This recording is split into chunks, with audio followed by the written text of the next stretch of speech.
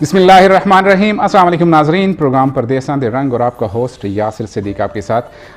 नाज़रीन, प्रोग्राम शुरू करने से पहले थोड़ा सा मैं पाकिस्तान में आज जाना चाह रहा हूँ कि पाकिस्तान में स्पेशली हज़ारा डिवीज़न की बात करूँगा कि पिछले 2 दिनों में शदीद बारिशों से जो तबाही मची है उस पर बात करना मैं थोड़ा सा ज़रूरी समझता हूँ। हज़ारा से ताल्लुक़ है तो यकीनन दिल भी हज़ारा और पाकिस्तान के साथ धड़कता है, तो थोड़ी सी बात ज़रूर करूँगा कि जो हालिया बारिशें गुज़श्ता 2 दिन पहले की बात कर रहा हूँ, जितनी बारिश हुई है, बारिश तो खैर इतनी नहीं थी, अगर हुई भी है तो जो इंतज़ामात थे वो हमारे सामने खुल के सामने आए हैं। और जिस तरह से लोगों की हमने बेहाली देखी है, उनको मतलब बेआसरा हो गए सारे लोग हमने देखें, तो बड़ी तकलीफ़ से बड़ी मतलब हागुजारी के साथ लोगों की हमने फरियादें भी सुनी हैं। और इसमें हम लोग किसको कसूरवार ठहराएं, किसको कहें, किससे जाके बात करें, और ये सारी वो चीज़ें हैं जिनको हमने अब सोचना है, जो हमारे लम्हा फ़िक्रियाँ हैं। सबसे ज़रूरी बात जो मैं करना चाहूँगा कि अयूब मेडिकल कॉम्प्लेक्स इस वक्त हज़ारा का ही नहीं बल्कि नार्दर्न एरियाज़ की अगर बात करें तो सबसे बड़ा हॉस्पिटल है। और उसकी जो हालत है, जो उसकी हालत हमने वीडियोज़ में देखी है, जो सोशल मीडिया पर वीडियोज़ गर्दिश कर रही हैं, तो उनसे देखें तो पता चलता है कि कितनी बुरी हालत इस वक्त अयूब मेडिकल कॉम्प्लेक्स की है। और जहाँ पे वो मरीज़ CCU वार्ड की जो वीडियोस हमने देखी हैं कि उसमें अपनी मदद आपके तहत मरीज़ों को घसीट के और उनके बेड्स को उठा के लेके जाया जा रहा है। और पूरा हॉस्पिटल जो है वो पानी से भर चुका था, और पानी अगर ज़मीन से आए तो समझ आ रही है कि ज़्यादा बारिश होगी, फ्लड आ गया, लेकिन वो बारिश का पानी वो था जो कि छत से टिपक रहा था, और टिपक भी नहीं रहा था बल्कि वह नाले की तरह, एक दरिया की तरह पूरा दरिया बह के, तो वो CCU वार्ड के सारे मरीज़ हमने लोगों को अपनी मदद आपके तहत उठा के भागते हुए भागम दौड़ में देखिए। तो ये सारी वो चीज़ें जो कि लम्हा फ़िक्रियाँ हज़ारा डिवीज़न के लोगों के लिए, हमारे हुक्मरानों के लिए, हमारे उन सारे ज़िम्मेदारान जितने भी हैं, कि कब हमें सोचने का मौका मिलेगा, कब हम लोग अपनी हालत को सही करेंगे और कौन है ज़िम्मेदार, किससे बात की जाए। तो मैं इस वक्त अपने इस प्रोग्राम की तवज्जुह से सारे जितने भी ज़िम्मेदारान हैं, अफसरान हैं, जो भी इसमें हैं, जिनके अंडर ये सारी चीज़ें आ रही हैं, उनसे सवाल कर रहा हूँ, उनसे गुजारिश कर रहा हूँ कि इस मसले पर फिर फौर तवज्जो दी जाए। जो नगुफ्ता बे हालत हमने देखी है अयूब मेडिकल कॉम्प्लेक्स की, इतना बड़ा हॉस्पिटल, इतनी बड़ी उसकी हमने नाम सुना है, इंतज़ामिया उसकी है, लेकिन जो एक बारिश ने उसकी कली खोली है और उसके जो नाकिस मयार को हमने देखा है, उस पर सोचने की ज़रूरत है, उस पर फ़िक्र करने की ज़रूरत है, उस पर फौरी एक्शन लेने की भी ज़रूरत है। ये थी वो बात जो कि मैंने ज़रूरी समझा था करना, और इससे आगे भी चल के जहाँ जहाँ मौका मिलता रहा मुझे, अगर ऐसी कोई हुई चीज़ जो डिस्कस करने की, तो इंशाअल्लाह ज़रूर अपने प्रोग्राम में शामिल करता रहूँगा। प्रोग्राम परदेसां दे रंग की बात करें तो हमेशा से कोशिश हमारी रहती है कि परदेसियों के जुड़े मसाइल, परदेसियों की ज़िंदगी से जुड़े मसाइल हम लोग अपने प्रोग्राम में डिस्कस करते हैं, और उन्हीं के हिसाब से अपने हमारे गेस्ट होते हैं हमारे साथ जो कि हमारी रहनुमाई करते हैं। आज के प्रोग्राम की बात करूं तो आज ही मेरे साथ बहुत ही एक्सपर्ट हैं मेरे दोनों मेहमान, और एक मेरे जो मेहमान हैं HR से उनका रिलेशन है, और दूसरे मेहमान किसी तारफ़ के मोहताज भी नहीं है, बड़ा नाम है उनका, अपने इस फील्ड में जर्नलिज्म से उनका ताल्लुक़ है। मैं सबसे पहले जानना चाहूँगा, माजिदा खानम साहब हैं, बहुत बहुत शुक्रिया मैडम, आप हमारे प्रोग्राम में तशरीफ़ लाएँ। आप बेसिकली HR प्रोफेशनल हैं और माशाल्लाह बड़ी खिदमत है आपकी हमारी कम्युनिटी के लिए। आपको मैं अपनी टीम की तरफ से भी खुश आमदीद कह रहा हूँ प्रोग्राम में। अस्सलाम वालेकुम। वालेकुम अस्सलाम। आपका शुक्रिया और KTU TV का शुक्रिया यासिर साहब कि आपने हमें बुलाया और हमें मौका दिया, और बड़ी खुशी हुई कि एक प्लेटफॉर्म ऐसा अवेलेबल है कि जिस पे परदेसी अपनी बात कर सकते हैं और अपने मसाइल प्रेजेंट कर सकते हैं। बिल्कुल ऐसा ही है। और इसी तरह से दूसरे मेहमान हैं हमारे, जैसे कि नाज़रीन ने पहले बताया, किसी तारफ़ के मोहताज नहीं, बहुत ही सीनियर हैं, सीनियर जर्नलिस्ट हैं, मलिक आमिर नवीद साहब हैं, और इनका ताल्लुक लाहौर से, और पिछले 22 साल से ये अपनी सहाफ़त की खिदमत सर अंजाम दे रहे हैं। और माशाल्लाह बहुत सारी चीज़ें ऐसी हैं जिन्होंने हाईलाइट की हैं, और हाईलाइट होने के बाद उन पर अमल दरामद भी हैं, और पाकिस्तान ओवरसीज़ कम्युनिटी के लिए अपनी खिदमत को जारी रखे हुए। मलिक आमिर साहब, मैं आपको भी मशकूर हूँ कि आपने हमारे प्रोग्राम में शिरकत की। बहुत शुक्रिया जी। अस्सलाम वालेकुम। वालेकुम अस्सलाम। KTU TV हमेशा से मौका देता रहा है। मैं समझता हूँ कि ये प्रदेश में हमारा ही चैनल है परदेसियों का, और बड़े अच्छे तरीके से हमारी बात को ये आगे लेके जाता है जी। और एक बड़ा अच्छा रोल प्ले करते हैं आप लोग हमेशा से। सबसे पहले आपका शुक्रिया आपके चैनल्स का, और आपके माशाल्लाह 3-4 चैनल्स हैं गलबन, KTU के नाम से हैं, खैबर है, सब, और सब पूरी कम्युनिटीज़ को साथ लेके चलते हैं। बिल्कुल ऐसा ही। तो तकरीबन 2 दहाइयों से ज़्यादा अरसा हो गया जी दुबई में, और बहुत से नशीब व फराज देखे यहाँ पे। पाकिस्तान में भी जर्नलिज्म करते रहे, तो पाकिस्तान से जर्नलिज्म छोड़ने का मकसद ये था कि वहाँ हमारा पेट नहीं भर सकता था प्रॉपर जर्नलिज्म से, तो इसलिए हमें प्रदेश का रुख करना पड़ा। आज अल्लाह का शुक्र है यहाँ पे अपना बिज़नेस भी कर रहा हूँ मैं, और इसके साथ मैंने डिफरेंट न्यूज़ चैनल्स के साथ एज ए ब्यूरो काम किया है, यहाँ के अखबारात के साथ, अब मैं एक अपना अखबार भी निकाल रहा हूँ और अपना एक चैनल भी रन कर रहा हूँ। ठीक है, बड़ी ज़बरदस्त बातें हैं और आगे चल के इंशाल्लाह वो सारी चीज़ें मैं आपसे डिस्कस करूंगा जो कि ओवरसीज़ कम्युनिटी के लिए बहुत ज़रूरी हैं। जी जी। मैडम, मैं आपके पास आऊँगा कि आप थोड़ा सा अपना इंट्रोडक्शन हमारे व्यूवर्स को करा दें कि कितना टाइम हुआ है, क्या आपकी स्पेशलिटीज़ हैं प्लीज़। मेरा जो है एजुकेशनल बैकग्राउंड ये है कि I have masters in English जी, और HRM में, और पढ़ने पढ़ाने की मैं काफ़ी शौकीन थी और मेरे पास 2 यूनिवर्सिटी गोल्ड मेडल्स हैं माशाल्लाह। और पहले पाकिस्तान में जॉब कर रही थी, पिछले 10 साल से 2011 के एंड से मैं दुबई में हूँ, UAE में बल्कि, जी, और पहले अबू धाबी में थी, अभी दुबई में हूँ और मैं एज HR मैनेजर और HR स्पेशलिस्ट के तौर पे काम करती हूँ। ठीक है, कितना टाइम हो गया आपको UAE में? तकरीबन 10 साल। 10 साल हो चुके हैं माशाल्लाह, दोनों बड़े सीनियर हैं और माशाल्लाह से बड़ी ज़बरदस्त बातें होने जा रही हैं। HR प्रोफेशनल, HR खुद ही मेरा बड़ा ही ज़बरदस्त टॉपिक हमेशा से रहा है, इसलिए कि हम जो आम कम्युनिटी की बात करते हैं उनकी ज़रूरत है इस चीज़ की कि उनको गाइडेंस मिले, क्योंकि हमारे लोगों में एजुकेशन तो मिल जाती है, डिग्रीज ले आते हैं, लेकिन जो टेक्निकल स्किल्स हैं, जो उनकी स्किल्स को इन्हेंस करना होता है वो नहीं हो पाती, जिससे हमारे लोग हमेशा पीछे रहे हैं। मैं आज आपसे इसी HR की टेक्निक्स के बारे में बात करूँ, उससे पहले मैं जानना चाहूँगा कि आपने एक बुक माशाल्लाह से इसी चीज़ पे लिखी है। हमने वीडियो चैनल्स, यूट्यूब चैनल्स देखे हैं, वीडियोस देखी हैं, लेकिन आज माशाल्लाह आप अपनी एक बुक के साथ आई जिसको हम लोग अपने प्रोग्राम में शामिल भी करेंगे और डिस्कस भी करें। मैं समझता हूँ कि बहुत बड़ी अचीवमेंट है और आपकी तरफ से इसको, जितना भी हम लोग अपनी तरफ से इसको सराह रहे हैं, इसको काबिल तहसीन इकदाम है कि लोगों को पढ़ने के साथ साथ इसमें सारी जो वो चीज़ें हैं वो शामिल हैं, उससे वो अपनी स्किल्स को इन्हेंस कर सकते हैं और इंटरव्यूज़ के लिए बिल्कुल प्रिपेयर हो सकते हैं। सर, मैं आपसे पूछना चाहूँगा पहले, सबसे पहले जो एक हॉट टॉपिक अभी चल रहा है UAE में, पाकिस्तान जो फ्लाइट्स बेसिकली बंद हैं, कुछ रिस्ट्रिक्शंस अब भी हैं और पता नहीं कब तक रहेंगी, हम उस पर तो बात नहीं कर रहे, लेकिन मैं ये ज़रूर पूछना चाहूँगा कि हमारी गवर्नमेंट का इसमें क्या रोल हो सकता था अगर इसमें वो कोशिश करते, तो क्या ये मुमकिन हो सकता था कि जो फ़्लाइट्स अभी तक बंद हैं वो कहीं ना कहीं वो जाके पहले खुल सकती थी या उनके लिए अब भी कोई डेट दी जा सकती थी प्रॉपर? आप क्या समझते हैं कि पाकिस्तान की इन्वॉल्वमेंट इसमें ज़रूरी है, हो सकती है? जी, हो सकती नहीं बल्कि होनी चाहिए जी। फॉरेन मिनिस्टर हमारे आए हैं पीछे, जी, 2 विज़िट किए उन्होंने, ठीक, और मैं समझता हूँ कि कोई सक्सेसफुल हमें जो है वो नहीं मिल सका, आंसर नहीं मिला गवर्नमेंट ऑफ दुबई से। ठीक, जबकि अफसोस की बात यह है कि दूसरे आम कंट्रीज जिनको हम कहते थे उन लोगों की फ़्लाइट्स चलती रहीं, बहुत देर तक चलती रहीं, और हमें ऐसे टाइम पे रोका गया कि जब उसमें एक बहुत बड़ा एक अफसोसनाक चीज़ पे मैं रोशनी डालूंगा कि ये फैसला ये गवर्नमेंट ऑफ दुबई का था, ठीक है, ईद उल फितर से पहले, और उसमें काफ़ी फ़्लाइट्स पे काफ़ी पैसेंजर्स हमारे वो जा चुके थे जिनकी जॉब्स थी, जिनके बिजनेस थे। तो एक अचानक फैसले से उन लोग वो स्टक हो गए वहाँ पे। बहुत सारे लोग हमसे रब्ता करते हैं कि जनाब हमें हमारा कारोबार, हमें यहाँ लेन देन लोगों से करने, हम एम्प्लॉयज़ की सैलरीज, हमारे बच्चे वहाँ पे हैं, कई लोगों की फैमिली यहाँ पे और वो लोग चले गए हो गए हैं, इसी तरह का सिचुएशन। तो ये एक इतने मसाइल हैं यहाँ पे कि मैं कह रहा हूँ कि समझता हूँ कि ये कौंसलेट या एम्बेसी जो इकदाम करें वो नाकाफ़ी हैं। इसमें हमारे फॉरेन मिनिस्टर्स को, इवन के प्राइम मिनिस्टर साहब को इन्वॉल्व होना चाहिए था इसमें, कि क्या वजह है कि इंडिया है, श्रीलंका, बांग्लादेश, अब तो ठीक है जी सबके बंद किए इन्होंने, बट हमें कुछ थोड़ा सा रिलीफ, कुछ ये इस तरह का तरतीब बना सकते हैं। हमारी पोजीशन बाकियों से बेहतर है, बहुत बेहतर है, हमारा इन्वेस्टमेंट बहुत है यहाँ हमारे लोगों की, बिल्कुल, और बहुत अच्छी की पोस्ट पे काम कर रहे हैं पाकिस्तानी। आप कोई भी यूजुअली क्या होता है कि हम लोग ना देखते हैं कि शायद खलीज में हमारे लोग लोकस पे काम, यानी लो प्रोफाइल पे काम करते हैं, ऐसा नहीं है, हमारे लोग बहुत अच्छी जगह पे, बहुत अच्छी सीट्स पे काम कर रहे हैं। ठीक है, इसके साथ साथ गवर्नमेंट ऑफ पाकिस्तान को चाहिए जी कि बिल्कुल इमीडिएटली आएँ, इनके साथ रब्ता करें। एम्बेसडर साहब नए आए हैं, उनको चाहिए कि जनाब जितनी जल्दी हो सके कोई आप हमें एक पैकेज दे दीजिए कि किन लोगों को हम यहाँ बुलाएं जिनकी जॉब लॉस हो रही हैं,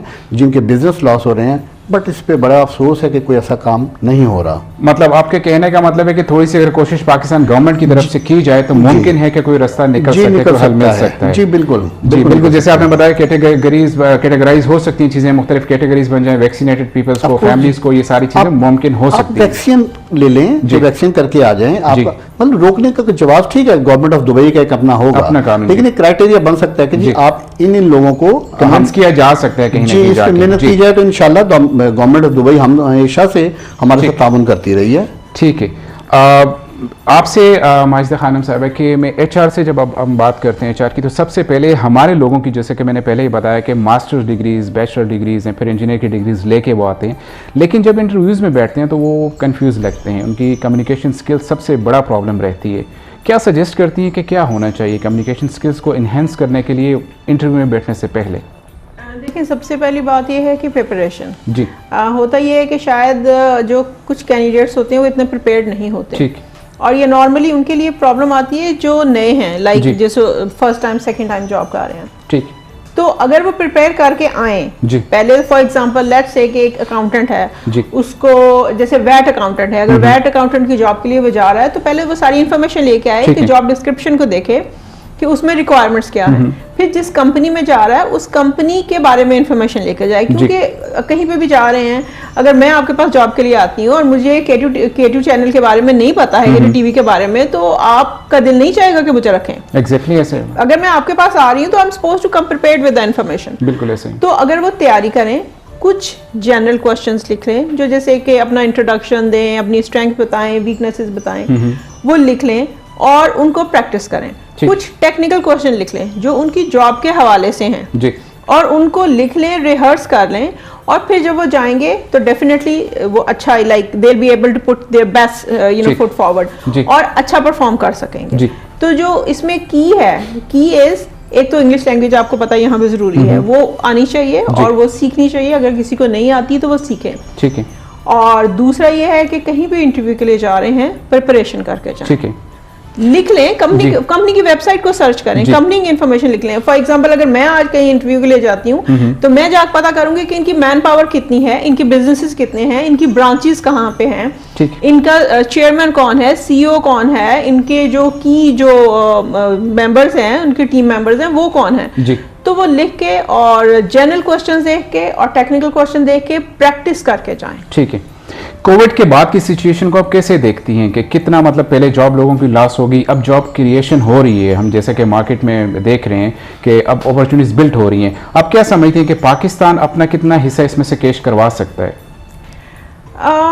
करवाना तो ज्यादा चाहिए, उसके लिए like definitely the competition is higher, क्योंकि बहुत सारे लोग यहाँ पे मौजूद हैं अभी यूएई में जिनके पास जॉब्स नहीं हैं, या ले ऑफ की नजर हो गए हैं, कोविड की नजर हो गए हैं, तो कंपटीशन इज हायर। तो उसके लिए जितनी ज्यादा प्रिपरेशन करेंगे उतना बेहतर है। जो लोग यहाँ पे मौजूद हैं क्या करना चाहिए जॉब, अब जो रिसेंट मार्केट है उसको कैसे रिसर्च करना चाहिए? देखिए, एक तो नेटवर्किंग है, ठीक है, नेटवर्किंग इज वेरी इंपॉर्टेंट। दूसरी चीज ये है कि they should reach out to people जो उनके जानने वाले हैं, रीच आउट करें, रेफरेंसेस देखें और जहां जहां पे अपॉर्चुनिटी है। दूसरा ये है कि पोर्टल्स हैं, आपको पता है, जैसे बैथ है, नौकरी गल्फ है, मॉन्स्टर गल्फ है, गल्फ टैलेंट है, लिंक्डइन है, तो they should be more active on LinkedIn, number 1, जो आपके जो सोशल मीडिया है उस पर ज्यादा एक्टिव हो जाए, और उसके अलावा जो जॉब पोर्टल्स हैं उस पर अप्लाई करें। मतलब टफ है लेकिन हमारे पास और तो कोई हल नहीं है ना। ठीक है। एक तो नेटवर्किंग है, वो कर सकते हैं, दूसरा जॉब पोर्टल जो है उन पे और लिंक्डइन पे ठीक है अप्लाई करते रहें। ठीक है, फाइन। एक छोटे से ब्रेक का टाइम हो रहा है, ब्रेक के बाद से कंटिन्यू करते हैं। जी नाज़रीन, हमारे साथ जुड़े के बड़ा ही जबरदस्त प्रोग्राम आज के टॉपिक में हमारे साथ हैं, ब्रेक के बाद फिर से कंटिन्यू करता हूँ।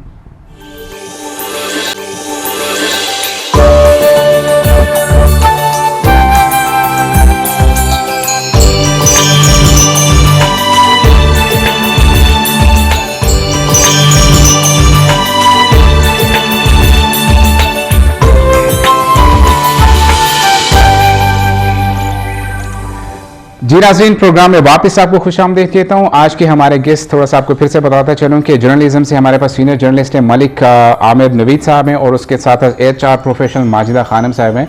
सर, मैं आपके पास आना चाहूँगा, जैसे मैडम से मैंने सवाल किया था कि पेंडेमिक के बाद की जो सिचुएशन, जॉब क्रिएशन में सारी चीज़ें, अब आपसे जर्नलिस्ट के हवाले से मैं ये पूछना चाह रहा हूँ कि ड्यूरिंग पेंडेमिक बहुत सारी ऐसी चीज़ें थी जो कि आप लोगों ने हाईलाइट की हैं, माशाल्लाह से उन पे एक्शंस भी हुए, और कुछ चीज़ें रही भी हैं जो कि गवर्नमेंट ऑफ पाकिस्तान की तरफ से भी मैं समझता हूँ कि ज़रूरी होनी चाहिए थी लेकिन नहीं हो पाई हैं। थोड़ा सा आप हाईलाइट करेंगे कौन सी चीज़ें ज़रूरी अब तक जिन पे गवर्नमेंट ऑफ पाकिस्तान की तरफ से एक्शन भी होने चाहिए और हाईलाइट भी होनी चाहिए? बहुत सारी चीज़ें मेरे ख्याल जो गुजर चुकी हैं, तो एक लंबी फहरिस्त है उनकी जी, जहाँ पे फेलियर रहा हमारे गवर्नमेंट की तरफ से। ठीक, उसकी एक दो वजह भी हैं कि यहाँ पे हमारी कम्युनिटी बहुत ज़्यादा है, नंबर 2 पे आती है जी दुबई में जी। तो एकदम से ये लोग मेंटली तैयार नहीं थे कि इतना बड़ा फेलियर होने जा रहा है कि जॉब तर जॉब जा रही हैं, फैमिली डिस्टर्ब हो रही हैं। तो बहुत जगह पे हमें ये चाहिए था कि हमारे कुछ इमीडिएटली कुछ ऐसे काउंटर्स ओपन कर दिए जाते, कॉन्सुलेट का अमला बढ़ाया जाता, ताकि लोगों को बहुत मिसाइल हुए बेशुमार। हमारे जो लोग थे कोविड के बिटवीन 500 300 लोग रोड पे यहाँ पे सोए और बहुत मसाइल थे, वो हम उसको उस तरफ अब नहीं जा रहे हैं। अब की कौन सी चीज़ ज़रूरी समझ अब करंट में सिचुएशन ये है कि जैसे ये खातून ने अभी फरमाया यहाँ पे कि बहुत सारे लोग यहाँ पे जिनकी जॉब्स जा रही हैं, जो कारोबार डिस्टर्ब हुए हैं उनकी, बहुत सारे लोग कॉन्सुलेट की तरफ देखते हैं, एम्बेसी की तरफ देखते हैं, बट उनकी फैमिलीज ऐसी हैं जिनके पेरेंट्स की जॉब चली गई, बच्चों की स्कूलिंग है, वो बहुत सारी चीज़ें हैं। इसके ऊपर गवर्नमेंट ऑफ पाकिस्तान के देखें, जब भी कभी ज़रूरत पड़ी है ना हुकूमत पाकिस्तान को, मैं 22 साल से देख रहा हूँ, कोई भी गवर्नमेंट है तो वो हमारी तरफ देखते हैं कि जी आप हमें इस फंड में डोनेट कीजिए, यहाँ आइए। और अल्लाह का शुक्र है कि उन्होंने हमें पीछे नहीं पाया। जितने भी लोग बाहर रह रहे हैं, आप भी यहाँ पे हैं, सब लोग हैं, हम आगे बढ़ के उनको सपोर्ट करते हैं अपने मुल्क के नाम पे। बिल्कुल ऐसे। लेकिन जब हमें तकलीफ का वक्त पहली दफ़ा आया, मैं समझता हूँ, इससे पहले तो चलता रहा, लेकिन ये एक ऐसा फेलियर हुआ कि इसमें हमें पता चला कि यार हम बिल्कुल बेयारो मददगार हैं।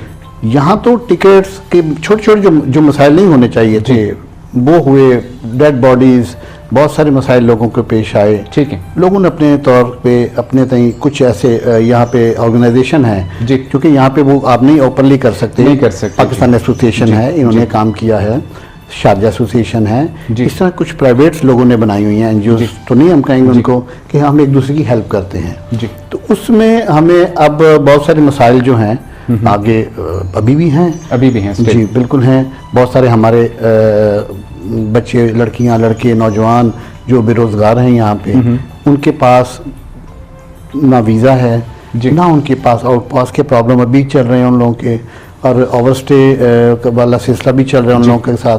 तो इनके ऊपर खसूसी 2 3 4 काउंटर बनने चाहिए कॉन्सुलेट में, एम्बेसी में, पाकिस्तान एसोसिएशन में, कि जनाब ये हमने काउंटर्स ओपन कर दिए, ये हमने एक बनाया है आपके लिए, कमर्शियल विंग यहाँ पे काम करता है कॉन्सुलेट का। पाकिस्तान की सहाफ़ी बरादरी क्या किरदार अदा कर सकती है इन सारी चीज़ों को हाईलाइट करने में? जी बिल्कुल, कलम की ताकत बहुत बड़ी है, अगर हम थोड़ा सा उस पर बात कर लें तो। पाकिस्तानी सहाफ़ी बिल्कुल जी पॉजिटिव इमेजेस का जो है सामने हमें अपनी गवर्नमेंट के, अपने चैनल्स तकरीबन सबके यहाँ पे डिपार्टमेंट्स भी हैं, यहाँ पे उनके स्टूडियोज़ भी हैं, लेकिन हम वो परफॉर्म नहीं कर पा रहे ऑनेस्टली, जो हमें करना चाहिए। ठीक है, यहाँ देखिए, यहाँ के मसाइल जो हैं कम्युनिटी के, हम और दूसरे प्रोग्राम्स के ऊपर बहुत हमारे पास टाइम है, हमारे चैनल्स के, हमारे अखबारात पे, लेकिन कम्युनिटी के मसाइल के ऊपर ऐसा कोई ख़ास काम नहीं हो रहा। कोई भी चैनल है यहाँ, हमें उसको हाईलाइट करके अपने मसाइल को कम्युनिटी में इन होना चाहिए, और लोगों को फर्दर मिलके हमें अपने मसाइल को गवर्नमेंट ऑफ पाकिस्तान तक ले जाना चाहिए। मतलब हाईलाइट होनी चाहिए चीज़ें, उसमें हम पूरी तरह नहीं उतर रहे। ठीक है मैडम, आपसे भी पेंडेमिक के ही बात की सिचुएशन को डिस्कस करते हैं कि एम्प्लॉयर्स को एक चांस मिला है, मौका मिल गया उनको, मतलब जो चीज़ें जहाँ पे आंखें बंद थी वो आंखें खुल गई हैं कि आप घर में रह के काम कर सकते हैं, सैलरी कटिंग हो गई, जहाँ आप 10,000 सैलरी दे रहे थे वहाँ उसको कन्विंस कर रहे हैं, अभी उनको फोर्स कर रहे हैं अपने एम्प्लॉयज़ को, करेंगे 5,000 में काम करना है तो ठीक है, नहीं तो इस तरह की बहुत सारी चीज़ें अब जो मार्केट में हो रही हैं, क्या समझती हैं कि कहाँ कब तक ये चीज़ें चलेंगी और इनसे कैसे बचा जा सकता है? देखें, जो टेम्प्रेरी सैलरी डिडक्शन थी वो तो जनवरी दिसंबर तक ख़त्म हो गई हैं जी, लेकिन कुछ ऑर्गेनाइजेशन ने ऐसा किया है कि एम्प्लॉय से सिग्नेचर ले लिए हैं और उनसे नया एग्रीमेंट बना लिया है कि कम सैलरी पे काम करें। और अक्सर देखा गया है कि जैसे कंस्ट्रक्शन इंडस्ट्री है, अगर उनका 2 महीने काम बंद रहा है तो उन्होंने 10 महीने सैलरी कम की है। मैं इसीलिए कहा है कि आंखें खुल गई हैं हमारे एम्प्लॉयर्स की, और उनको एक मौका मिला तो उसका उन्होंने फ़ायदा उठाया। मतलब मैं ऐसी कंपनीज को जानती हूँ कि अगर उनकी कंस्ट्रक्शन सिर्फ 2 महीने रुकी है और तो उनको अगर फॉर एग्जांपल मार्केट से पेमेंट्स डिले हो रही हैं उनकी, तो उन्होंने कहा ठीक है, अच्छा मौका है। उन्होंने जब तक यूएई गवर्नमेंट ने नहीं कहा कि सैलरी नॉर्मल पे आएंगी, उन्होंने नहीं की। ठीक है, सो जितना फ़ायदा उठा सकते थे उठाया। अब एम्प्लॉय के पास और तो कोई ऑप्शन बचती नहीं है, बजाय कि या तो वो जाके कोई नई जॉब ढूंढे, जो कि पैंडेमिक में इज़ नॉट वेरी इजी, इतना जो है हमारी बूम पे नहीं है, ये इतनी रिक्वायरमेंट नहीं है, तो डिमांड एंड सप्लाई के तहत तो जॉब कम है। ठीक, तो अभी एम्प्लॉय क्या करते हैं कि मजबूरन फिर हाँ कर देते हैं ठीक है। ठीक है, और अक्सर ऑर्गेनाइजेशन जो सिग्नेचर उनके ले लिए, नए कॉन्ट्रैक्ट ले लिए हैं या टेम्पररी डिडक्शन पे सिग्नेचर ले लिए उनके। मतलब एम्प्लॉइज के पास दूसरा भी कोई हल नहीं है ना, वापस जा नहीं सकते हैं, हाँ। जॉब को छोड़ नहीं सकते क्योंकि जिम्मेदारियां ज्यादा हैं। तो मतलब आप क्या सजेस्ट करती हैं कि इसी सीक्वेंस में चलना चाहिए आगे 2-4-6 महीने? और देखिए, जैसे आमिर साहब कह रहे थे कि बहुत से लोग अभी जो हैं वो अनएम्प्लॉयड हैं और यहाँ पे हैं, और अब ये है कि अगर वो इनकार करेंगे तो उनके पास क्या ऑप्शन है? सिर्फ ये कर सकते हैं कि जैसे बहुत से ऑनलाइन काम शुरू हो रहे हैं जी, नई स्किल सीख सकते हैं, ठीक है, फ्रीलांसिंग में जा सकते हैं, ठीक है, या फिर ये कि चूंकि पेंडेमिक पूरी दुनिया पे ही है, सिर्फ like is not with UAE और नॉट विद पाकिस्तान, तो फिर अब जाहिर है गुजारा किया जा सकता है। ठीक है, ठीक है, फाइन। और सर एक बड़ी ज़बरदस्त जो अभी हमने देखी है, पेशरफ देखी है पाकिस्तान गवर्नमेंट की तरफ से ओवरसीज कम्युनिटी के लिए वोटिंग का हक दिए जाने लगा है और अनकरीब शायद हो भी जाए। कितना बेनिफिशियल होगा ये ओवरसीज कम्युनिटी का वोटिंग का हक पाकिस्तान की सियासत में? कहाँ बेहतरी आ सकती है, कितना बेहतर हो सकता है ये, आप क्या समझते हैं? देखिए, पहली बात तो ये है कि अल्लाह करे ये काम हो जाए। जी, हम तो सुनते सुनते इस एज में पहुंच गए हैं। नहीं, अभी बिल जो पास हो गया है, बिल पास हो चुका है थोड़ा सा, और उसमें कुछ पॉलिटिकल पार्टीज ने हर्डल्स भी लेके आए कि जनाब ये नहीं होना चाहिए, ये सब है जी, जबकि ये बहुत पहले हो जाना चाहिए था। ठीक है, ठीक है। हम भी पाकिस्तानी हैं जी, जहाँ भी हम रहते हैं हमारा सब कुछ उन्हीं अपने मुल्क के साथ। बिल्कुल ऐसा ही। और यहाँ में एक बड़ी मेरे तजर्बे की जो बात है जी वो ये है कि ओवरसीज़ पाकिस्तानी को जब वोट का हक मिल गया तो इंशाअल्लाह ताला वहाँ की गवर्नमेंट में यानी उसमें हमें पार्टिसिपेट करने का जब मौका मिलेगा तो एक बड़ा पॉजिटिव क़यादत सामने आया करेगी। हम बड़ा सोच समझ के वोटिंग करेंगे। इसके साथ जो असल बात जो जुड़ी हुई है, जो मैं गुजारिश करता हूँ आपके प्रोग्राम से, आपका शुक्रिया एक दफ़ा फिर इसलिए कि ये बड़ा अहम है कि ओवरसीज़ की सीट्स जी, न सिर्फ वोट, मैं वोट की बात नहीं करता हूँ, असम्बलीज में हमारे जो मसाइल हमें जो पता है वो उधर हमारा एक मिनिस्टर होता है जी, ठीक है जी, वो 4-5 साल में कभी एक साथ विजिट करता है, कभी करता ही नहीं वो भी जी। अच्छा, हमारी अपनी एक सीट्स भी क्रिएट की जाए वहाँ पे, सूबाई लेवल पे भी, फेडरल में भी, और उनके जो लोग हैं वो बाहर से ही लिए जाएं जी, बल्ड से, पूरे दुनिया से 2-4-5 सीट क्रिएट की जाए और इसके साथ साथ खवातीन की सीट्स मुख्तस की जाएं जो कि सिर्फ बाहर से पार्टिसिपेट करेंगे, उसका एक क्राइटेरिया बनाया जाए। ठीक है, तो तब जाके मैं समझता हूँ कि हमारे लोगों के मसाइल उन तक पहुँचेंगे, हल होना तो बात की बात है। ठीक है, और जहाँ तक वोट का आपने फरमाया जी, बहुत ज़रूरी था, बहुत पहले होना चाहिए था। बहुत शुक्रिया है इस गवर्नमेंट, अगर ये कर देगी तो हमारे ऊपर बड़ा एहसान है जी। क्यों कि इस पे हर गवर्नमेंट ने आए हमें लॉलीपॉप दिया और निकल गए। यहाँ बातें प्राइम मिनिस्टर भी आते रहे जी, हम उनसे मतलब मीटिंग्स भी हुई, उनसे बात भी बस कर रहे हैं, अपना वो आए टाइम पूरा किया चले गए। ठीक है, अल्हम्दुलिल्लाह के बिल पास हो गया है, बहुत अच्छा है जी, ये होना चाहिए था। जैसे आपने कहा, मैं बिल्कुल आपके साथ एग्री भी करता हूँ कि सीट्स होनी चाहिए और सीट्स उन लोगों को दी जाएं जो कि जिन्होंने बाहर अपना टाइम गुजार दिया और उन लोगों की प्रॉब्लम्स को जो बाहर के लोग समझ सकते हैं, वो वहाँ का मिनिस्टर बैठा हुआ इतने प्रॉपरली ना तो हल कर सकेगा और ना उनको हाईलाइट कर सकेगा। तो बिल्कुल हम लोग रिक्वेस्ट भी करते हैं अपने इस प्रोग्राम के जरिए भी कि ये सीट सिर्फ और सिर्फ ओवरसीज कम्युनिटी को मिलनी चाहिए, उन लोगों को मिलनी चाहिए जो कि इसके हकदार भी हैं। आपके पास मैडम मैं आ रहा हूँ, HR के हवाले से ही बड़ी कन्फ्यूजन रहती है इंटरव्यूज़ के दौरान कि आपने कह दिया कि प्रिपरेशंस होनी चाहिए, लेकिन उससे पहले CV, जैसे कि आप HR मैनेजर हैं तो सबसे पहली चीज़ आपके पास CV आती है कैंडिडेट की। क्या समझते हैं कि CV में हमारी पाकिस्तान की कम्युनिटी की जो CVs हैं उनमें क्या चीज़ की, किस चीज़ की कमी होती है कि वो CV रिजेक्ट हो जाती हैं, वो रिव्यू में ही नहीं जाती? जब आपने पहले इंटरव्यू का क्वेश्चन पूछा था तो मैं यही सुन के स्माइल कर रही थी कि अगर कोई इंटरव्यू तक पहुंच गया है तो वो तो बड़ी अचीवमेंट है। ठीक है ना, वो तो लाइक अचीवमेंट के वहां तक जो आप अगर आप जितने ज्यादा इंटरव्यू देंगे उतने आपके चांसेस सिलेक्शन के बढ़ जाते हैं। जो पहला मरहला है वो तो CV ही है जी, और CV के बाद आपका है कि आपने अप्लाई कहाँ करना है। ठीक है, तो CV अगर मैं ये देखती हूँ, मेरा ख्याल है, I don't know about other countries but like what I know is, शायद हमारे मुल्क में हमारे कॉलेजेस में यूनिवर्सिटीज़ में पढ़ा तो दिया जाता है, जॉब कैसे ढूंढनी है या बिजनेस कैसे करना है ये नहीं बताया जाता। ठीक है, they are not job fit. जब जा रहे हैं, आप अगर कोई शख्स MBA कर रहा है, जैसे मास्टर्स कर रहा है या M.Com B.Com कर रहा है, तो 98% लोगों ने तो जॉब करनी है, उनको नहीं बताया जाता कि जॉब कैसे ढूंढनी है। They are not employer fit and they are not job fit. ठीक है, तो उनको बेसिक चीज़ ही, उनको तो जब वो जाते हैं प्रैक्टिकल लाइफ में आते हैं तब पता चलता है कि CV नाम की भी कोई चीज़ है जी। फिर वो देखना शुरू करते हैं कि सीवी में क्या लिखना है क्या नहीं लिखना है, उनको नॉर्मली नहीं पता होता। तो सीवी जो है, और इसमें कोई इतनी एटॉमिक साइंस नहीं है, गूगल पे बहुत सारे फॉर्मेट पड़े हुए हैं, वो फॉर्मेट यूज कर सकते हैं, और आजकल तो हर चीज यूट्यूब पे पड़ी है। लेकिन जब आप गूगल की बात करते हैं तो एक ट्रेंड चलता है हमारे लोगों के बीच में कट कॉपी पेस्ट का, वहां से देखते नहीं कि उनकी क्वालिफिकेशन से मैच कौन सी चीज कर रही है, तो वो चीज वो जो मैच नहीं हो रही होती वो भी हमारी सीवी में पेस्ट हो जाती है। आपकी एजुकेशन कुछ है, आपका एक्सपीरियंस कुछ शो हो रहा है, क्या ये प्रॉब्लम्स हैं हम लोगों में? फॉर्मेट ले सकते हैं जी, बाकी कॉपी पेस्ट नहीं कर सकते, ठीक है, क्योंकि उस पे जो टेम्पलेट्स पड़े हुए हैं, टेम्पलेट लें। अगर जैसे हमारे पास अगर कोई स्टूडेंट है जिसने ग्रेजुएशन की है, मास्टर्स की है, किया है, तो उसको इतना तो आना चाहिए ना कि ये नेम लिखा हुआ है क्या लिखना है, ईमेल लिखी हुई है क्या लिखना है, एक्सपीरियंस लिखा हुआ है क्या करना है, तो ये चीजें उनको पता होनी चाहिए। ठीक है। तो लेकिन बेसिक चीज है कि एफर्ट की, अवेयरनेस की।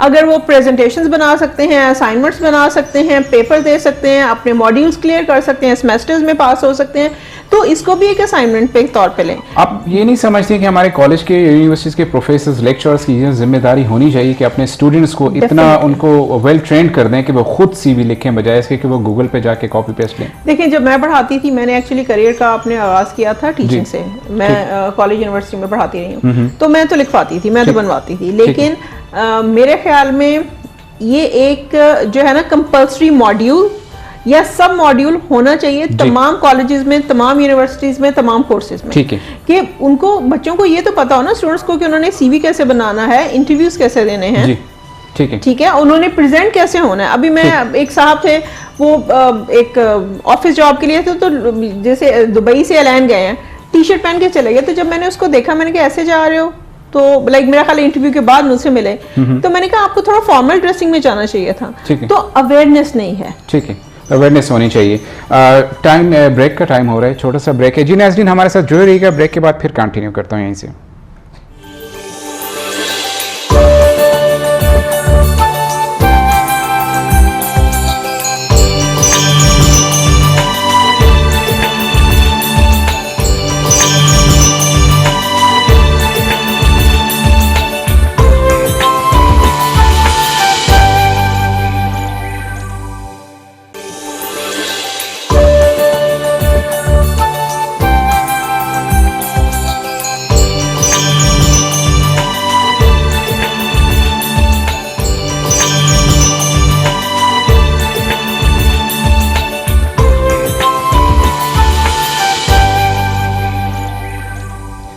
जी नाज़रीन, वापस आपको प्रोग्राम में खुश आमदेद कहता हूँ। आमिर साहब, मैं आपसे एक सवाल, एक्सपो 2020 का बड़ा शोर शराबा चल रहा है इस वक्त, और होना भी चाहिए क्योंकि बड़े काफ़ी लंबे अरसे से इंतज़ार, और माशाल्लाह यूएई गवर्नमेंट की बड़ी कोशिशें, बड़ी काविशें हैं, और इंशाल्लाह ये हम लोग देखते हैं कि अभी तक जो इसकी अरेंजमेंट्स हो रही हैं उससे ज़ाहिर हो रहा है कि एक बहुत ज़बरदस्त इवेंट होने जा रहा है। तो हम लोग पाकिस्तान की बात करते हैं, मैं चाह रहा हूँ कि थोड़ा सा आप हाईलाइट करें कि पाकिस्तान को इससे क्या फ़ायदा हो सकता है और क्या होना चाहिए, क्या ज़रूरी है पाकिस्तान के लिए? ये पाकिस्तान के लिए एक बहुत बड़ा मैं समझता हूँ कि गेटवे ओपन हो रहा है यहाँ पे जी, और भरपूर तरीके से हमें उसमें अपनी नुमाइंदगी ठीक शिरकत करनी चाहिए।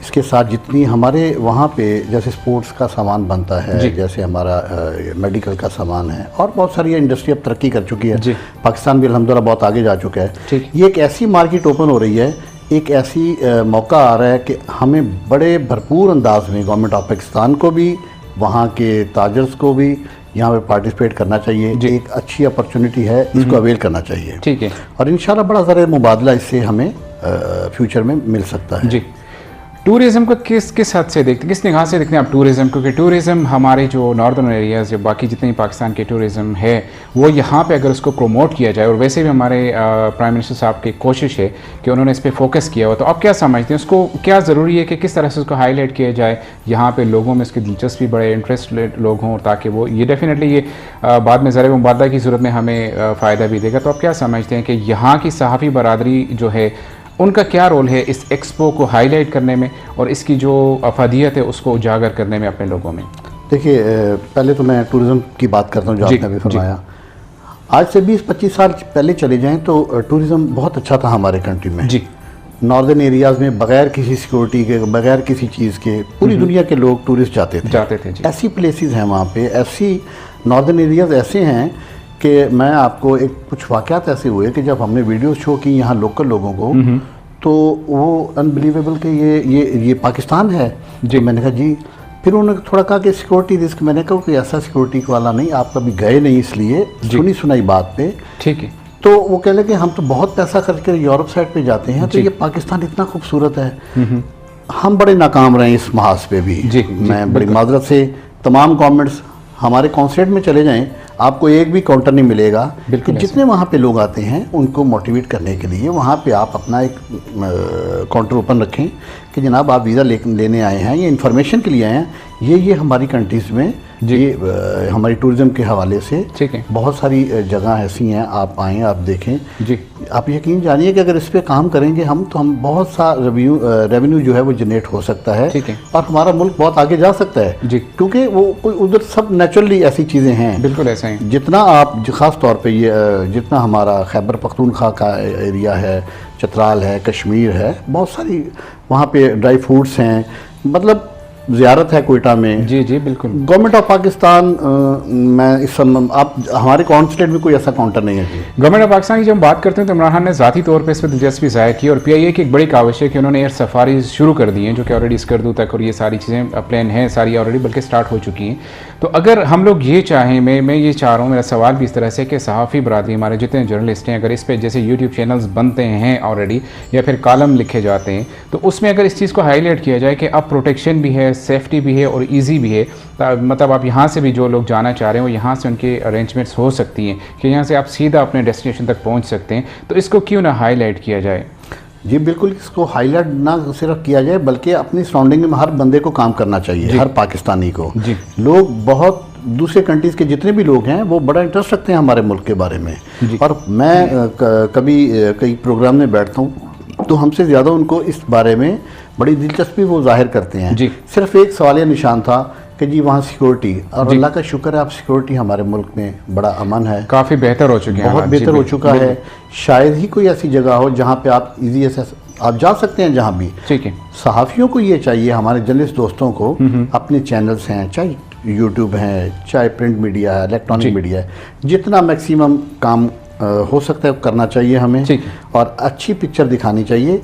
ये नहीं एक्चुअल पिक्चर जो है ही पॉजिटिव साइड है, मतलब माशाल्लाह से कुदरती नज़ारे हैं सारे। एक जो सेफ्टी की हमने बात की है तो वो ऑलरेडी माशाल्लाह से हालात बहुत बेहतर हैं, पहले जैसे नहीं रहे हालात पाकिस्तान के। हमें यहाँ पे कुछ ऐसे काउंटर्स, कुछ होटल्स जो हैं 5 स्टार होटल्स हैं, उनमें कुछ काउंटर्स ऐसे लेने चाहिए जहाँ सिर्फ टूरिज्म डिपार्टमेंट के प्रमोट किया जाए, हमारे लोग खड़े हों टीवी के ऊपर, हमारी जो जी ये चूँकि इलेक्ट्रॉनिक मीडिया, डिजिटल मीडिया के ऊपर बहुत सारी हाईलाइट करने वाली चीज़ें हैं, इस पर बड़ा काम होने वाला है। बिल्कुल ऐसा ही है, ठीक है। मैडम आपसे एक सवाल है, ब्लू कॉलर्स के बारे में अक्सर हमें रहती है, तगो-दो बेचारे करते हैं, मेहनत कश तबका है, लेकिन अवेयरनेस उनमें नहीं है। इंटरव्यूज़ के लिए तो उनको तो जहाँ फिक्स कर दिया एक दफ़ा जॉब में तो वहीं तक रहते हैं। क्या समझते हैं, क्या ज़रूरी है कि उनको हम लोग कैसे अवेयरनेस क्रिएट कर सकते हैं, उनकी प्रमोशन में या उनकी डेवलपमेंट में कैसे हम लोग अपना किरदार अदा कर सकते हैं? एक्सपीरियंस है ना, मेरे ख्याल में ब्लू कॉलर जनरली काफ़ी वेल अवेयर होते हैं जी, अपने राइट्स के बारे में, चीज़ों के बारे में, क्योंकि वो पूछते हुए झिझकते नहीं। जो प्रॉब्लम आती है, जो मैंने देखी है कि वो स्किल्ड नहीं होते जी। मैंने कुछ और कंट्रीज़ में देखा है कि उनकी अलग उनकी मिनिस्ट्रीज़ बनी हुई हैं, उनकी जो इमिग्रेशन के लिए भी और इसके लिए भी उनको स्किल करके, उनको एटीट्यूड पे वर्क करके तो फिर भेजते हैं। तो जहाँ तक मेरा नॉलेज है, हमारे पास गवर्नमेंट लेवल में ऐसी कोई चीज़ नहीं है। अगर हम पहले उनको तैयार करें, अपने गवर्नमेंट के अंडर अपने ट्रेनिंग सेंटर बनाए, जैसे टेप्टा है, टेप्टा तो दूसरी चीज़ों के लिए है, लेकिन एक सिर्फ इमिग्रेशन के पर्पज़ के लिए, एक उनको ओवरसीज भेजने के लिए अगर उनको पहले तैयार करवाएं, उनको स्किल सिखाएं, तो फिर दे will be better of. Okay, मतलब स्किल्स सिखाने के लिए भी उनको अपॉर्चुनिटीज़ मिलेंगी तब। हाँ जी, स्किल्स होनी चाहिए जी, अपॉर्चुनिटीज़ यहाँ से क्रिएट होनी चाहिए। अगर जैसे आप HR में, अगर आपके पास कोई पाकिस्तान कम्युनिटी की ब्लू कॉलर्स हैं, तो उनकी ग्रोथ के लिए आप उनको स्किल्स या अपॉर्चुनिटीज़ प्रोवाइड करेंगी, तभी उनकी स्किल्स आपके सामने आएंगी। और दूसरा और दूसरा ये है कि गवर्नमेंट लेवल पे हम जो है ना वो इस तरह के कॉन्ट्रैक्ट्स लें, जैसे कतर में सुना था कि जी कतर में जो उन्होंने किया है कि हम कितने लाख उन्होंने लेने थे, 1 लाख के उन्होंने कहा था कि हम हायर करेंगे पाकिस्तान से। रिसेंटली मैंने देखा है बहुत सी कंपनीज का कि वो अपने जो रिक्रूटमेंट के डेलीगेशंस हैं वो सिर्फ दूसरी कंट्रीज में भेज रहे हैं। मतलब अगर मैं एचआर में भी हूँ और मेरी मैनेजमेंट जो है या सीनियर मैनेजमेंट है वो दूसरी कंट्री से लेना चाह रहे हैं और वहाँ पे डेलीगेशन भेज रहे हैं, 500 700 800 लोग वहाँ से हायर हुए हैं, ठीक है, तो ये मुझे यकीनन एज पाकिस्तानी ये सोचने में मजबूर करता है कि ये डेलीगेशन पाकिस्तान क्यों नहीं गए। ठीक। अगर 700 बंदे वहाँ से हायर किए हैं तो कोई 300 400 पाकिस्तान से भी करते, like I am talking about one company. तो उस पे एक तो गवर्नमेंट लेवल पे एफर्ट ज़्यादा होने चाहिए, दूसरा उनकी ट्रेनिंग का कोई अरेंजमेंट होना चाहिए। ठीक है। Sir OPF overseas Pakistanis foundation, बड़े अरसे से हम लोग जब से ये आए हैं परदेशों में तो नाम सुनते आ रहे हैं कि ओवरसीज़ फाउंडेशन पाकिस्तान की है और परदेशियों की बड़ी वो हेल्प आउट करती है, जो कि हमने देखा नहीं है। क्या समझते हैं कि अभी तक वो इतनी फ़ाल क्यों नहीं हो सकी है? माशाल्लाह इतना टाइम गुजर चुका है, इतनी डेवलपमेंट्स होनी चाहिए थी अब तक, लेकिन हमने अब तक वो किरदार नहीं देखा है जो कि होना चाहिए। बाकी जो लोगों की जो लोकल हैंडमेड तंजीम है जिनकी हम बात करते हैं वो वर्कआउट कर रही हैं, लोग अपनी मदद आपके तहत वो सारी चीज़ें कर रही हैं जो कि ओपीएफ को करनी चाहिए थी। आप क्या समझते हैं कि क्यों अब तक ओपीएफ इतना फ़ाल अदारा नहीं बन सके ओवरसीज़ कम्युनिटी के लिए? ओपीएफ के बारे में मैं गुजारिश करूं, आप कॉन्सुलेट जाते हैं, हमारे लोगों मेजोरिटी को ये पता है कि सिर्फ यहाँ पे पासपोर्ट रिन्यू होता है जी, नादरा का कार्ड बनता है, किसी की डेथ होगी उसकी बॉडी जानी है, ये 2-3 काम के अलावा किसी को कुछ पता नहीं है। बिल्कुल ऐसे, क्योंकि वहाँ पे फिर वही ओपीएफ का कोई प्रॉपर काउंटर नहीं है। कोई आपने कोई ऐसा नहीं रखा कम्युनिटी में, कोई आप ऐसे प्रोग्राम्स नहीं करते हैं कम्युनिटी को। आप ये सवाल अगर कम्युनिटी के 100 लोगों को करें, एक सर्वे कर लीजिए, पता ही नहीं होगा उनको कि ओपीएफ क्या है जी। जबकि जब हम पासपोर्ट बनवाते हैं, नादरा का आईडी भी बनवाते हैं, उसमें हम पे भी करते हैं कुछ इनको, ठीक है जी। इन लोगों को आप पूछें यार ओपीएफ, तो आपका मुंह देखेंगे कि यार ओपीएफ क्या है क्या चीज़ है। मैंने फर्स्ट टाइम सुना। मेरी जैसे कितनी माशाल्लाह वेल एजुकेटेड हैं जी, और एचआर से ताल्लुक है जी, कोई अंदाज़ा नहीं कि ये पहली दफ़ा, ये बाकायदा एक डिपार्टमेंट है जो कार्ड इशू करता है। हमारे पाकिस्तान में ओपीएफ के स्कूल्स हैं जो सिर्फ जो लोग बाहर कंट्रीज में उनके बच्चों के लिए, ये एक बड़ी फहरिस्त है सर, बहुत काम होने वाला है इस पे।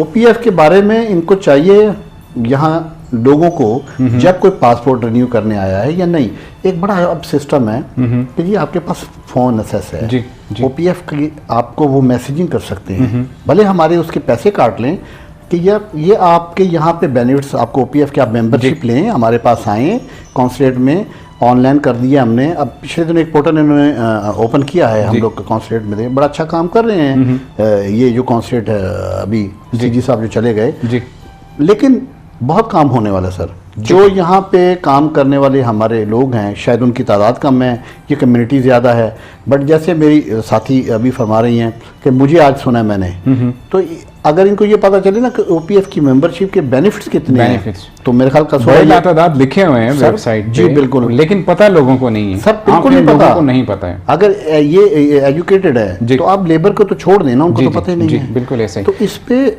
मतलब काम होना, हमारी जर्नलिस्ट जो बरादरी है वो इस चीज़ को हाईलाइट कर रहे हैं या हुई है, या अभी तक अगर हुई है तो उस पर अमल दरामद क्यों नहीं हो सके? क्या वजह है कि हम लोग अभी तक ओवरसीज़ जो पाकिस्तानी फाउंडेशन है इसके किरदार को उजागर नहीं कर पाए उन लोगों तक जो इसके ज़िम्मेदार हैं?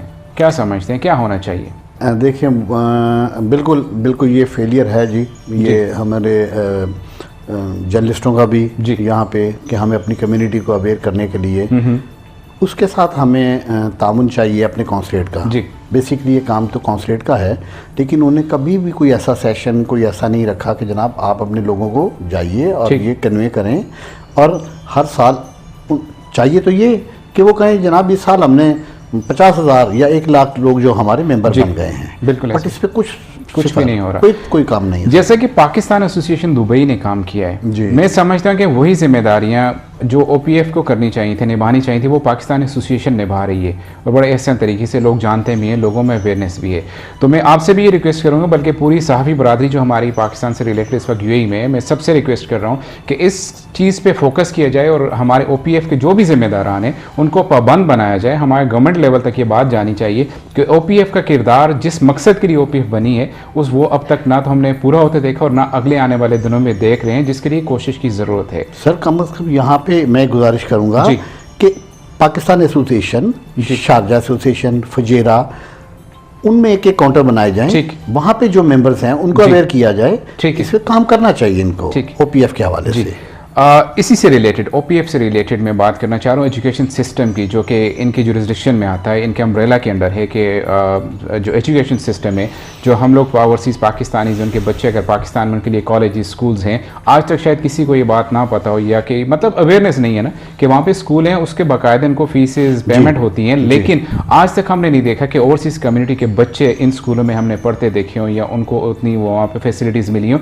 आप यहाँ की जो एजुकेशन सिस्टम है उसको किस नज़र से देखते हैं कि जो हमारे पाकिस्तानी स्कूल हैं, एग्जिस्ट करते हैं यहाँ पे, कितना फ़ाल किरदार है उनका एजुकेशन को प्रमोट करने में अपने पाकिस्तानी कम्युनिटी में?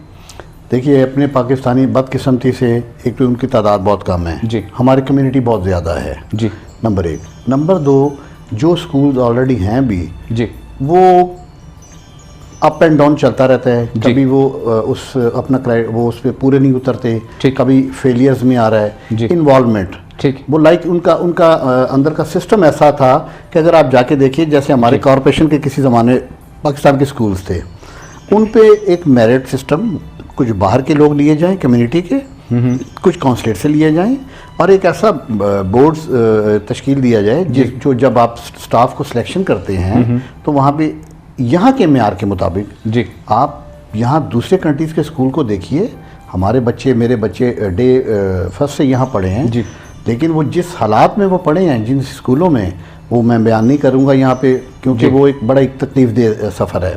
हमारी मजबूरी है कि हम पाकिस्तान के एजुकेशन सिस्टम को अपने बच्चों के लिए ना तो चुन सकते हैं और ना उसको फिर इतने फ़ख्र से कह सकते हैं कि पाकिस्तानी स्कूलों की एजुकेशन इतनी मयारी है कि हम लोग मुतमईन हो कि अपने बच्चों को वहाँ से एजुकेशन दिला सकते हैं। क्या आप इससे एग्री करते हैं? सर, मैं 100% एग्री करता हूँ, क्योंकि यहाँ पे हज़ारों बच्चे दूसरे स्कूल्स में पढ़ रहे हैं जी, और उनको ना तो हमारी हिस्ट्री मिल रही है, ना पाकिस्तान के बारे में अवेयरनेस हो रही है, वो दूसरे कंट्री, हमारे कल्चर से दूर हो गए ना, अपने कल्चर कंट्रीज उनको पता ही नहीं है कि हम पाकिस्तान में क्या है क्या नहीं है। क्या वजह है कि सीट्स नहीं है जी, ठीक है जी, स्कूल्स नहीं है, या फिर उनका मेयार नहीं है। ठीक है, इसी को मैं कंटिन्यू करता हूँ, लेकिन एक छोटी सी ब्रेक का टाइम हो रहा है। जी नाज़रीन, हमारे साथ जुड़िएगा। ब्रेक के बाद हम लोग एजुकेशन सिस्टम पे बात करेंगे और मैडम से भी इनकी राय भी जानने की कोशिश करेंगे। हमारे साथ जुड़े रहिएगा।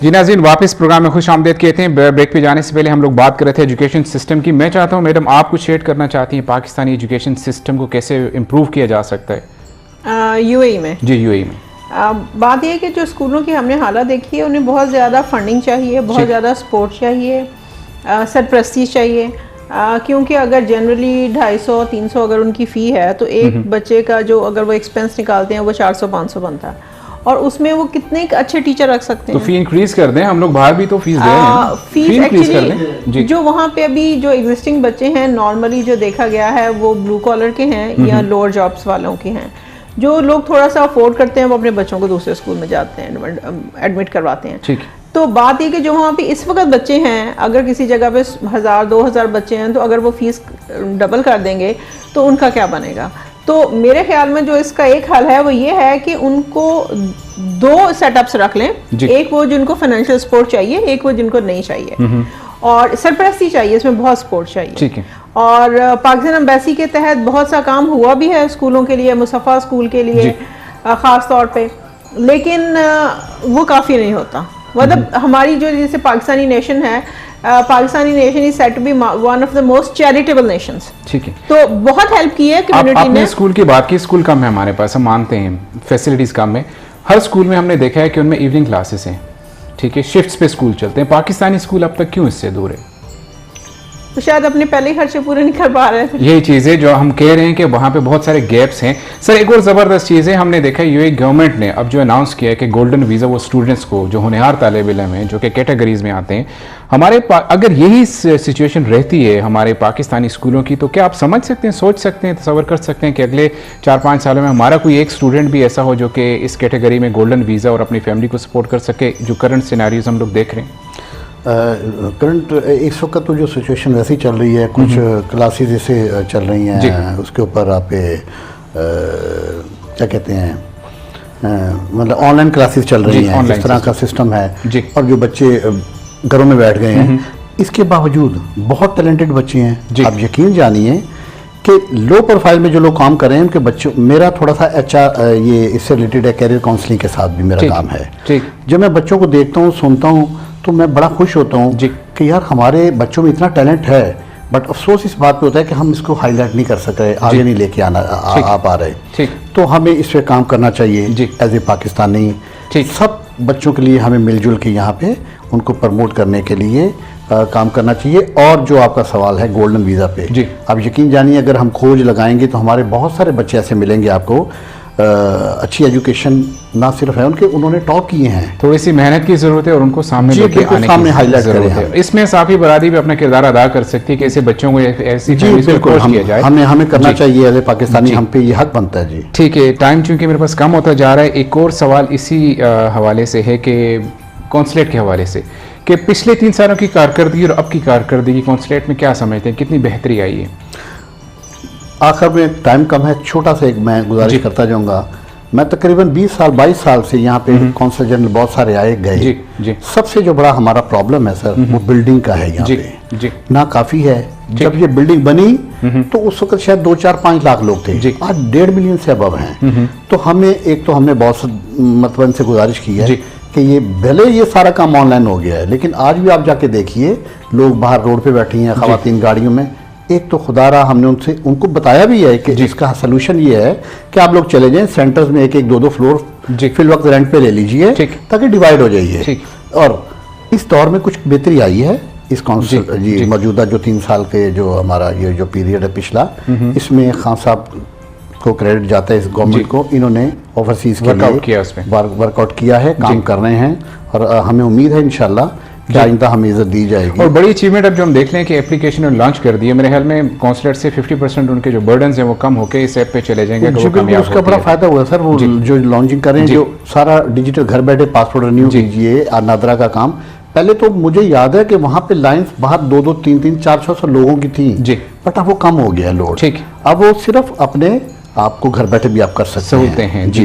टाइम चूंकि ख़त्म होता जा रहा है, आपकी एक बुक जो अभी आपने लिखी है माशाल्लाह से, खुद उसकी आप राइटर हैं, मैं चाह रहा हूँ कि थोड़ा सा हमारे नाजरीन को उसके बारे में बता दें ताकि लोगों में अवेयरनेस आ जाए। जी ठीक है। नाम इसका है win your dream job in the UAE. जी, ये मैंने इसलिए लिखी है और इसका नाम विन इसलिए रखा है कि कोई भी चीज़ हासिल करने के लिए एफर्ट करनी पड़ती है। जो नॉर्मली मैं देखती थी कि हमारे पास जो कैंडिडेट्स आते हैं जिनसे हमारी मुलाकात होती थी, अगर वो ऑफिस में वॉक इन आ गए या किसी ने रेफरेंस दिया है, वो पहुंच गए हम तक, वो कहते हैं 10 दिन रह गए वीज़ा ख़त्म होने में, 20 दिन रह गए हैं। जब वो आते हैं तो उनका CV रेडी नहीं है, लैंग्वेज स्किल्स नहीं है, कंप्यूटर स्किल्स नहीं है, उनको मालूम नहीं है कैसे अप्लाई करना है, या 1 महीने के वीज़ा पे आ गए हैं। तो ये जो सारी प्रॉब्लम, उस वक्त बड़ी फ्रस्ट्रेशन होती थी कि अब इनके लिए क्या करें। तो उनको गाइड करने के लिए ये मैंने लिखी। और विन मैंने इसलिए इसमें नाम में रखा कि विन योर ड्रीम जॉब, के एफर्ट करें, अपने ऊपर वर्किंग करें।